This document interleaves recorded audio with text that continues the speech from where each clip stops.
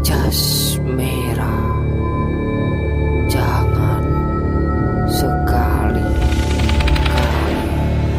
meninggalkan sejarah. Hai muridku dimanapun kalian berada, kali ini akan membahas jejak sejarah PKI dari tahun ke tahun. Rekam jejak sejarah tidak akan bisa diubah atau ditutup-tutupi selama-lamanya. Pada tahun 1948, PKI dibekukan dan diberangus setelah berhasil ditumpas TNI di Madiun. Para pimpinannya pada tewas dieksekusi dan kader-kader mudanya pada kabur ke luar negeri.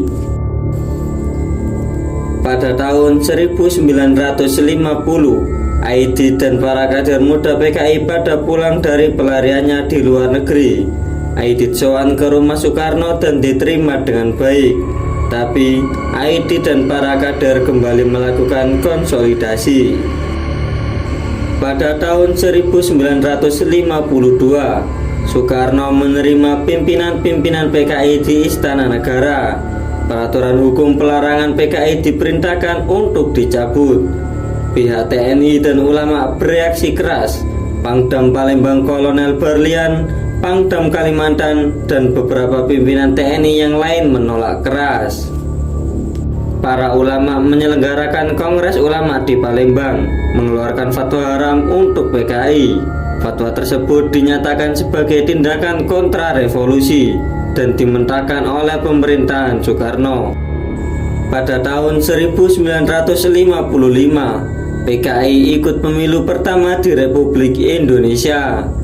PKI berhasil menang sebagai urutan keempat, menyaingi PNI, Masyumi, dan NU. Pada tahun 1956 sampai 1959,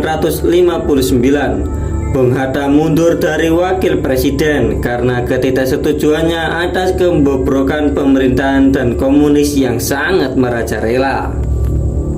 Dekret presiden menyatakan pembubaran parlemen konstituenti hasil pemilu demokratis 1955. Sebagai penggantinya, dibentuk parlemen hasil penunjukan dan banyak diisi konco-konconya sendiri. Parlemen hasil bentukan sendiri tersebut dikasih judul MPR sementara dan DPR gotong royong sebagai bumbu pemanis biar nggak digugat masyarakat luas. PKI semakin kuat posisinya di parlemen, menjadi kekuatan paling dominan secara politik. Pada tahun 1960 sampai 1962, Nasakom digaungkan oleh pemerintahan Orde Lama sebagai haluan politik negara. Setiap lembaga negara diharuskan menyertakan unsur-unsur Nasakom kalau tidak ingin divonis sebagai kontra revolusi. Haluan politik luar negeri yang bebas aktif menurut Undang-Undang Dasar 45 diganti menjadi haluan poros Jakarta Peking. AIDS semakin merapat ke Mao Zedong RRC. Pada tahun 1962 sampai 1964, dimulainya rentetan aksi-aksi persekusi dan pemberangus lawan-lawan politik Nasakom dan oposisi. Sejumlah pejuang pendiri bangsa dan para ulama dipenjarakan tanpa peradilan dengan berbagai tuduhan makar tanpa melalui pembuktian yang jelas. Partai-partai pesaing PKI dibubarkan seperti PSI Sultan Syahir, Masyumi, Murba, dan dinyatakan sebagai partai terlarang setara PKI kalau di era Orde Baru. Pada tahun 1963, Soekarno menandatangani kontrak dan izin eksploitasi migas sejumlah perusahaan asing Nekolim, Sil, Saltek, dan Stanfak. Uang-uang royalti migas tersebut disetorkan ke rekening dana revolusi di Swiss yang dikelola Subandrio dan Yusuf Muda Dalam. Sebagian dana revolusi tersebut mengalir ke PKI dan digunakan untuk membiayai kegiatan-kegiatan PKI. Pada tahun 1965, G30S meletus dan berhasil ditumpas. PKI dibubarkan dengan menggunakan Super Semar sebagai perangkat hukum pembubarannya.